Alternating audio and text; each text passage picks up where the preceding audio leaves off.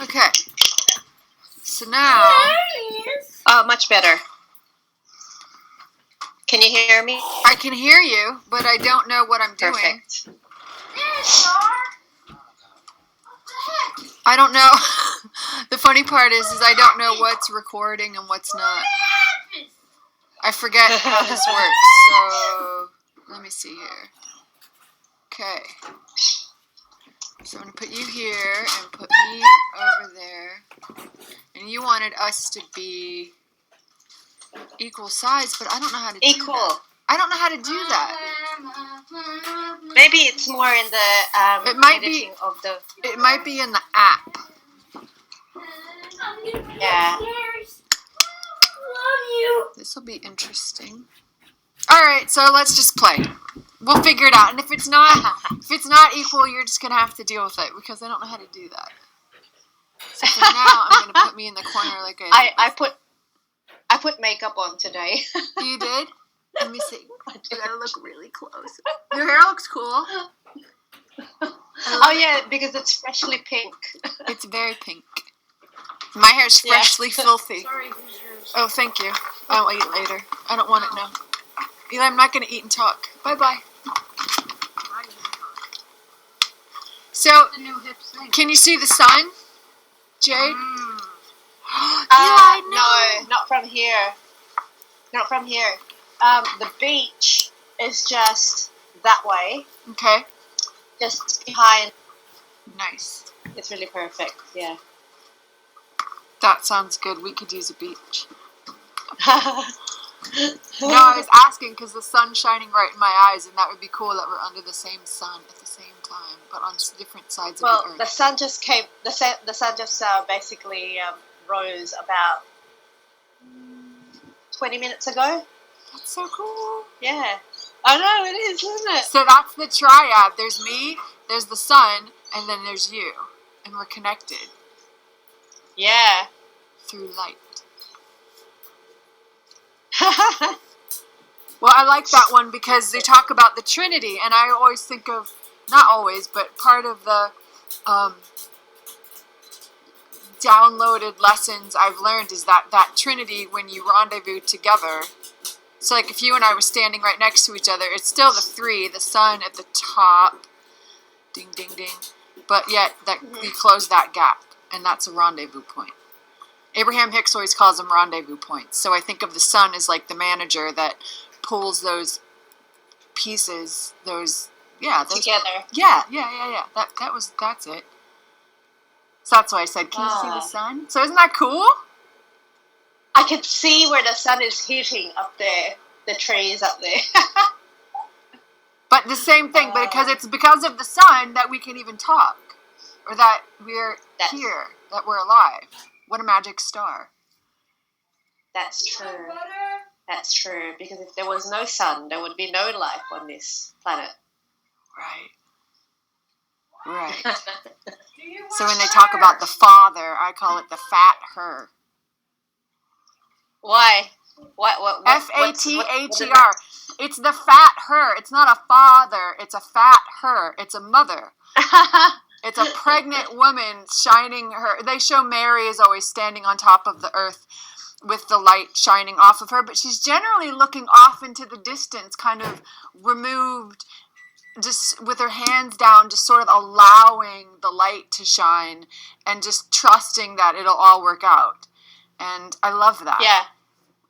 She's not worried about anything. She's sort of just like watching the stars, like, hello, everyone, come on down, come visit, come talk to one another, come down here and play, my children. So I think of it as a fat her. Fat her. Skylar, my older son, on that note, just to wrap that up, this is cool. He calls the mother... Oh, the video's gone off. Here, we'll do It's that. all right. Mine's on. How about you?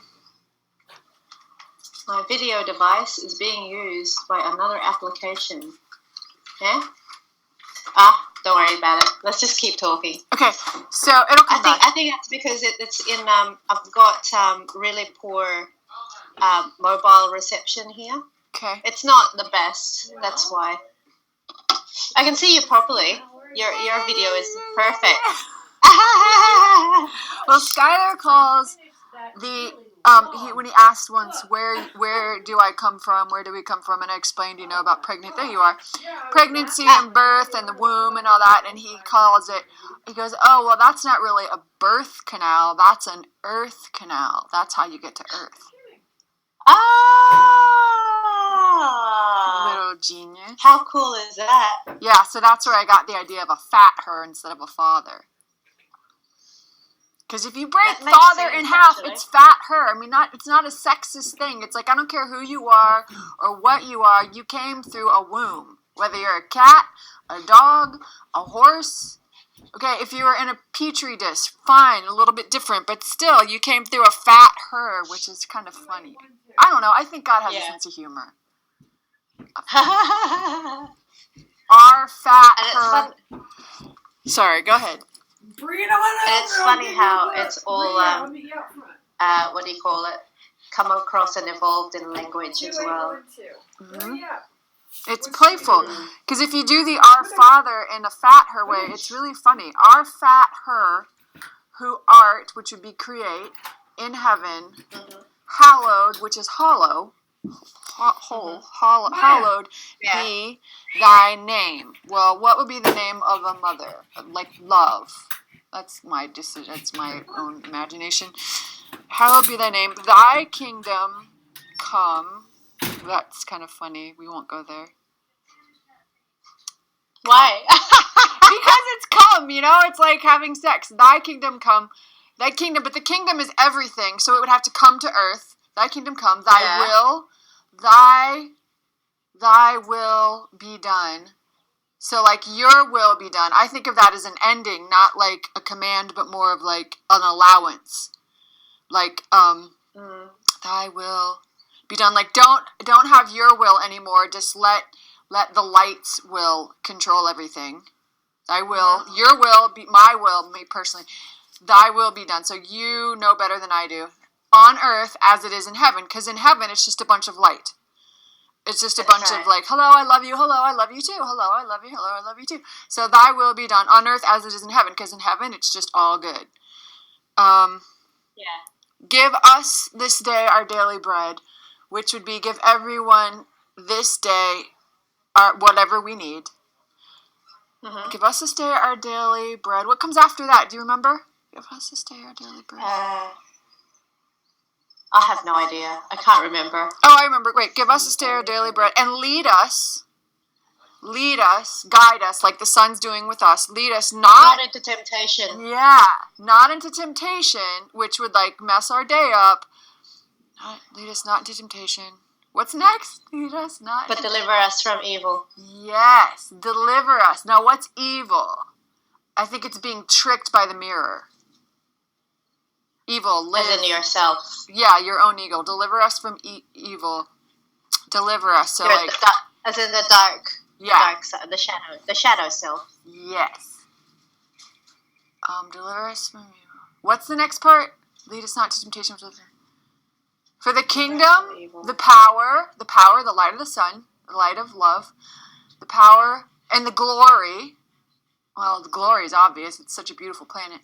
Are yours. Forever and ever. Amen. So, I don't know, it makes sense to me. I don't know why who got on that, but I did. Oh, the fat her. The fat her. The fat her. Yeah, the fat her. I'm sorry, I'm giddy. I haven't had my coffee today. Believe it or not. Haven't you? Mm-mm. I've decided to go cold turkey and not have coffee for a while. What are you going to use? Green tea? Herbal tea, like a ginger and something tea. That'll work. Ginger and lemon tea. Yeah. Because I every time I go on holiday, I just say, "Are you healthy? No caffeine." It just means that for the first 2 days, I've got really bad headaches, but it's all right. It'll be fine. Yeah. So what's on your mind? What do you want to chat about today? So I think that's what was on my mind. The rendezvous points of the sun guiding everybody to whatever they're looking for, and not getting tricked by the mirror of what's immediately around you. Like, you can get caught up in what's surrounding you versus where you're going. So focusing on where you're going, not where you are or where you've been, and trusting that you're on a journey and there's always a next rendezvous point and a next one, and next one, and next one. So that's the where you're going as well. Because a lot of people get caught up in just living, in the future. As in, they'd probably say, oh, when this happens, then I'll be like this. When tomorrow comes, I'll be happy. That sort of thing. Right. A lot of people do that. That instead of living for right now and doing what they can right now at this moment, they're always looking towards this future that hasn't happened yet. But if what they could do is really they can pretend that future is already here and start living as if they're already there instead of waiting. Right. Waiting for it to come. It's kind of like inaction, really, isn't it? Well, yeah, it's funny because when I was little, I have a vivid memory of we had a house called Pine Castle, and the front yard had this circle of pine trees. And I would sit in the middle of these pine trees on top of the pine needles, and this one particular day there was a dead bird. And I was looking at this poor dead bird, and I moved away some pine needles and dug a little hole, and I put it in and I covered it up. And I don't remember what my mind was often wandering and all these ideas of what I could do next. And I did them all in my mind. And then I sat there and I thought, yeah, but there's really no point in actually going and doing it because I just did it in my head. That's right. So I hit that level of satisfaction in the moment, and I didn't even move my body. And I was like, well, that's so much easier than actually running around and doing it. But what you're saying is the same thing. If you let yourself have the privilege of the satisfaction of the experience in your mind in the now, then your longing or your illusion of something's missing just goes. I mean, you can play in your head and be just as happy if you let it. If you let it. And that's a good way of actually inviting the actual creation of it in your 3D reality. Yes. Because a lot of people don't realize that, that the imagination is such a huge, powerful thing. They just think, oh yeah, it's just your imagination, it's not real. That's what we've all been brought up to think. But really, it's all about creating it in your mind and pretending that it's already there. Once you've already created it in your mind, it doesn't. Especially right now. Right now, it's manifesting so fast. It's actually a lot faster right now than it was years ago. And you can just invite it just like that. You don't even need to think or.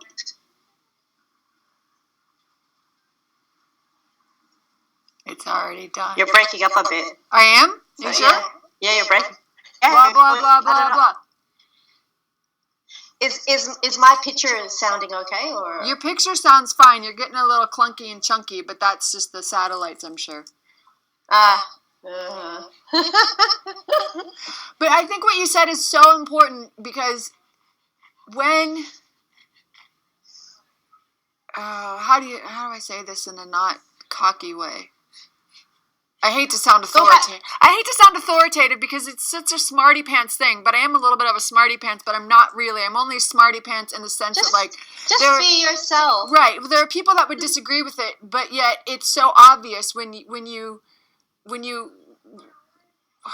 anyone just says, okay, look, any possible experience you would ever want to have, be it roller skating, swimming in the ocean, living in a mansion, living in a castle, owning 50,000 iPhones, driving a Rolls Royce, falling out of an airplane, anything that you would ever want to experience in your life exists.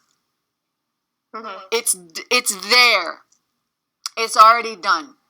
Now, which ones are the ones you really, really, really, really, really want to live?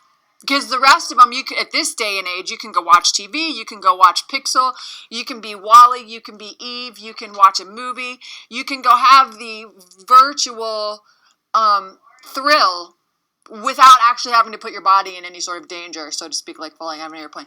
So you can actually experience the experience without having to pay a lot of money, et cetera, et cetera, et cetera. Now, okay, someone could argue, what about people in Africa that don't have the internet?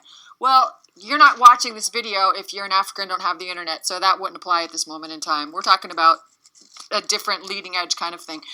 And even they can dream, and their dreams will be different. So my point is, you can give yourself permission, like you're talking about, to enjoy it now, and then whether or not it physically comes up is suddenly moot. That's right.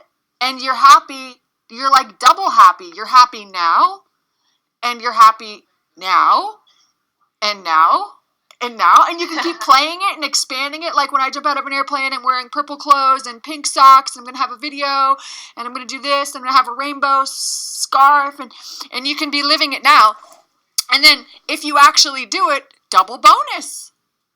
Double That's bonus. Right. And knowing the universe, it will make it even more incredible in the actual life experience than you could have ever imagined. And that's what I love about Earth, because you don't actually have to go where Hollywood has convinced us we're supposed to go live all of them, and we should live as many of them as we can, but whether you do or not, the basic fundamental gift there, that's the word I'm reaching for, the cool gift is your imagination, is the fact that you exist and can play around with ideas at all is the real gift.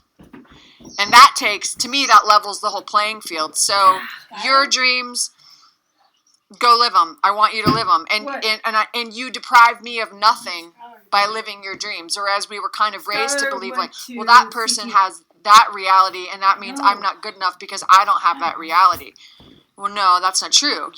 I have this reality, and this reality is as valuable as I let it be. Does that make sense?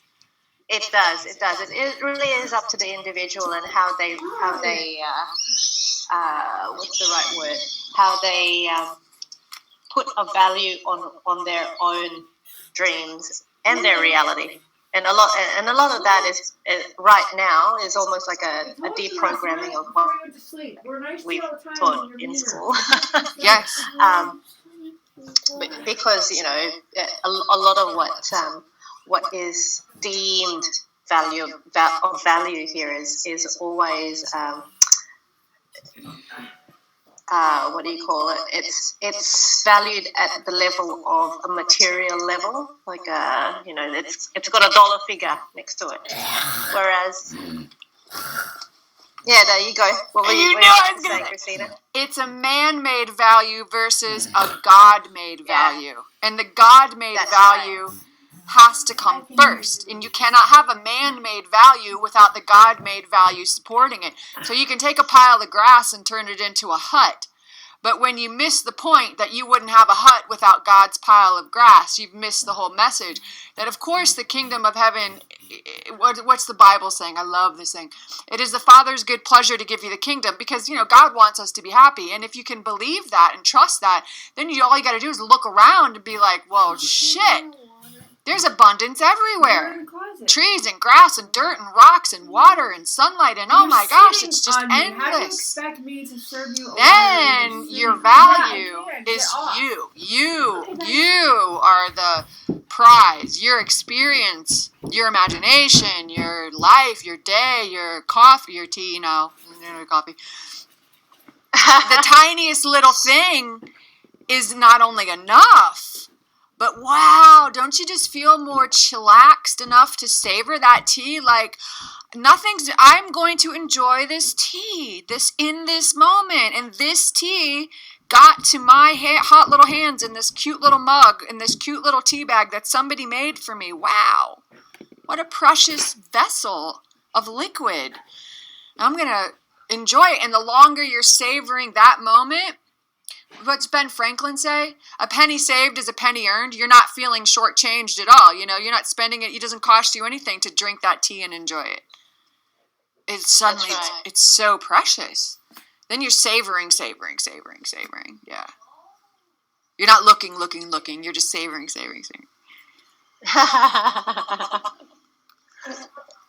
Yeah. So, I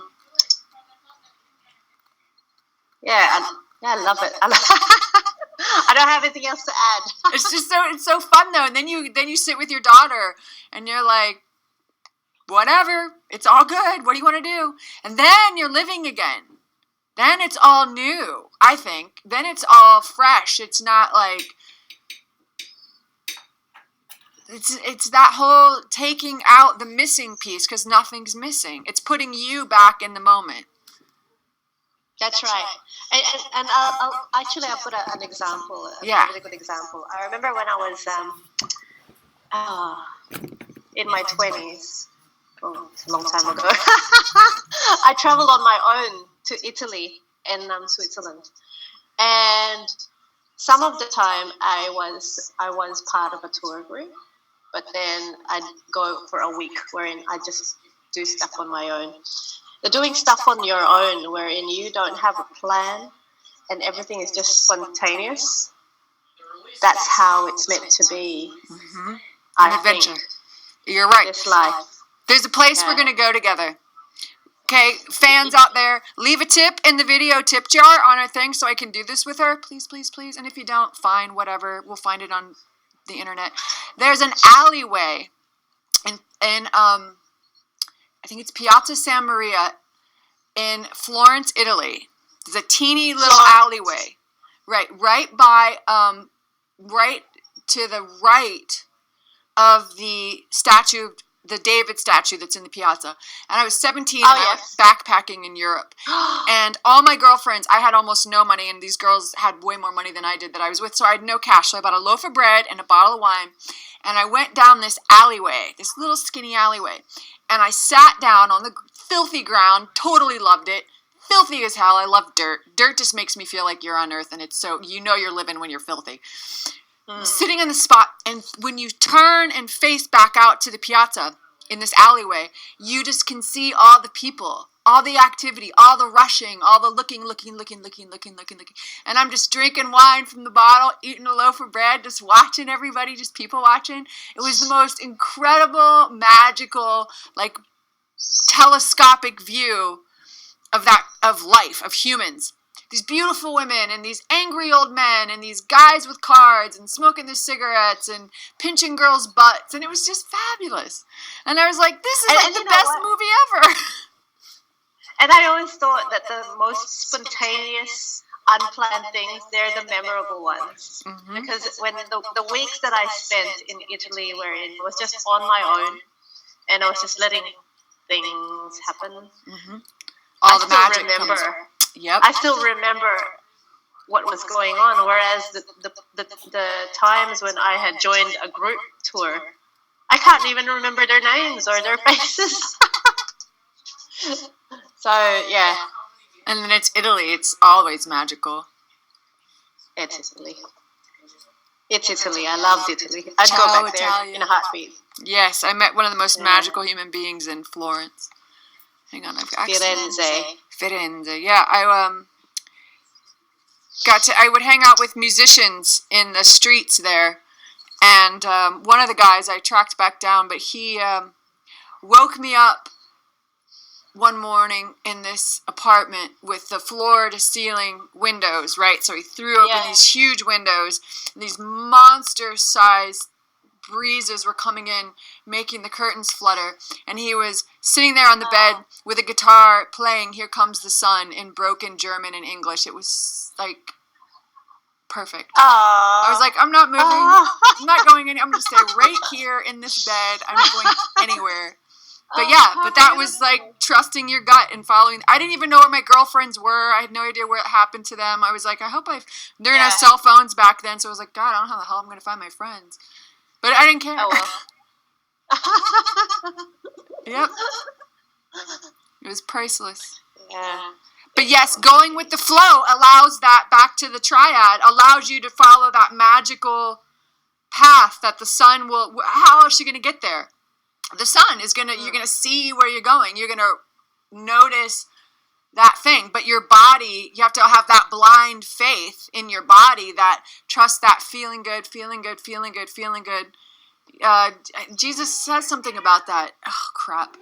The blind leading the blind is one thing. That's the people running around with like chickens with their head cut off. But then there's the, come follow me and I will give you rest. But he also says something about trusting. Ask and you shall receive, seek and you shall find, knock and it shall be open to you. But you have to trust your heart. You got to trust your heart, which your body, you have to trust your body knows where you're going. Your brain just gets to enjoy the movie kind of thing. Like you get to witness it through your eyeballs, but the real experience is the physical one, the full body experience, the full... Can you go back to what you said? Ask and you shall receive. Ask and you shall receive. Seek and you shall find. Seek and you shall find. And then knock. Knock and it shall be opened. Yeah. So when you ask the universe for something, it the minute you ask for it, you don't know it, but you just created it. So like I just created you and I in the alleyway in Florence. It exists. So that's the thought part. Yes. Thought. No, it's not. Thought, speech, and action. That's how you create. That's one way to describe it. I look at it this way. Imagine a star, okay? A star shines in all directions at the same time, okay? You can see that, right? There's beams of light flying off the sun, not just toward Earth, but in every other direction as well. Okay, that signal, that signature vibration of the sun itself is shining all over.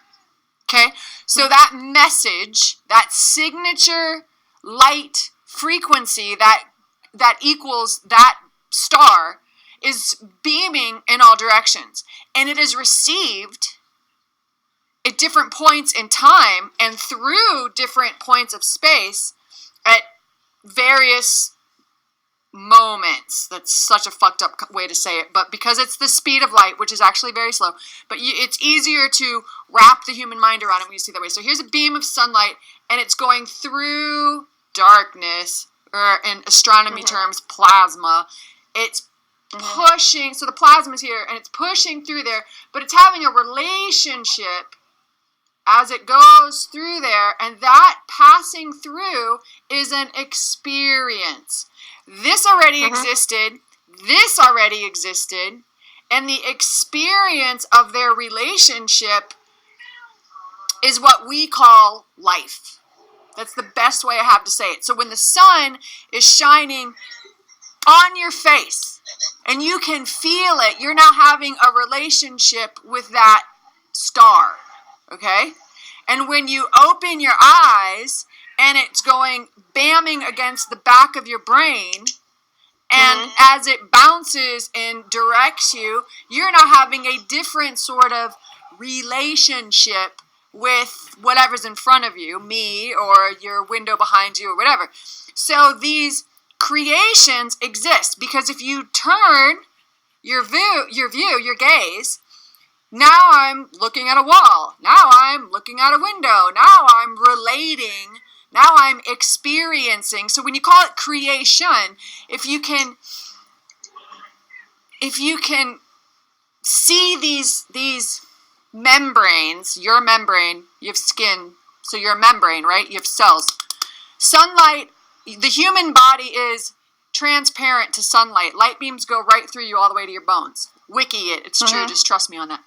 So that's how you get the vitamin D. Anyway, where am I going with this?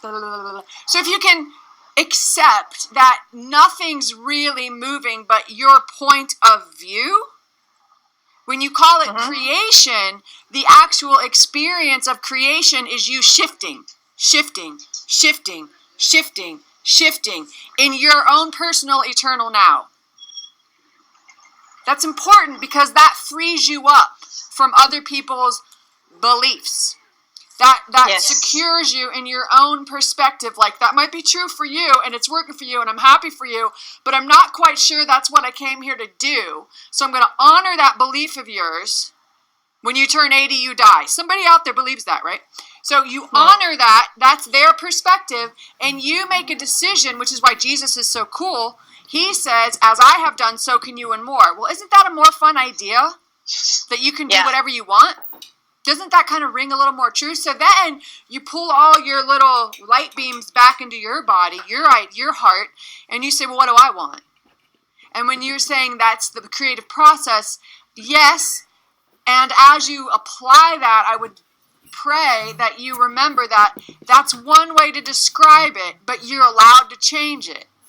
And that's important because that might work for today, but tomorrow, knowing the universe, they'll trip you up on purpose to give you more to play with, and there might be a whole new paradigm shift that doesn't even fit that one anymore. So does that make sense? And I'm only pushing that to say always leave your mind open to there's probably another level and there's probably another level because there's only 4 laws in the universe. You exist, the all are one, and the one is the all, or the one is the all and the all are the one. What you put out is what you get back, and everything changes except the first 3 laws. And that's it. That's your freedom. I didn't make those up. I learned those. You're going to put those in a book. No, those aren't mine. I learned those from Bashar. But that's it. And it's infallible. And it's really easy to see it when you think of the sun. When you think of any star. You exist. The all are the one and the one are the all. Well, we can accept the Big Bang. Poof. It all came from somewhere. And at some point it was all connected and it exploded. And you're like, okay, that makes sense. The all are the one are the all. Poof, explosion. All right, that's easy. Number 3, what you put out is what you get back. So if it beams out like that, well, if you go out to here, where are you going to go? There's only one relationship happening. So what you put out is what you get back. So you will you'll always relate back to yourself, back to your 0 point. And then everything changes. Well, change. Well, that makes sense. Yeah. So you're in control of your own star. That's right. And I wish everyone's just only starting to realize it. But that's okay. It's a process. But that's good because if we all knew that, well, we did always know that. But if we all were living that way, how do I say this? If I hadn't fallen asleep into the darkness, I don't think I'd understand how to operate in the light. That duality balance. Like if you didn't have the space between the plasma points or the rendezvous points, you might not, I don't know. There's something about that. There's a relationship to that makes this so much more. Oh, I remember. If you didn't have a choice to be in the darkness, you wouldn't even know how to choose the light. You got to have both. Neither one's bad, though. Like, you couldn't be over here if you couldn't travel through the darkness. So the darkness has a point, too. It's a point of difference, basically, so that you can identify what one isn't. Yeah. That's all it is. That's all it is. It's just a reference so that you can point. Say, well, it's a point of reference. That's right. So that you can say, well, that's red. And how do you know that that's not red? Because it's not blue. Right. Look at you all breaking up in the video. Yeah, I think we've got to go anyway soon. Okay. Well, have a fun holiday. Hi, everyone. Bye, everyone. This is Jade and Christina. What are we going to call this one? I'm letting you choose the name. You. No, I chose the first one. You chose it. Think of something. Just call it video number 2. Okay. How about we honor the sun that just came up in Australia, and we'll call it the sun and rendezvous points. Great idea. Okay, we'll do that. That sounds great. All right, if I'll see you on the internet. On whatever. If anybody wants to leave a tip, if we've helped you at all in any way and you have money that you want to throw at somebody, you can throw it at us so we go to Italy. There's a tip button somewhere on this video channel. I don't know. seek and you shall find. It's there. And we'll gladly buy tickets and take you with us through video chat over to Italy. I love you, Jade. Love you too, Christina. Have fun. Okay, bye-bye. Bye.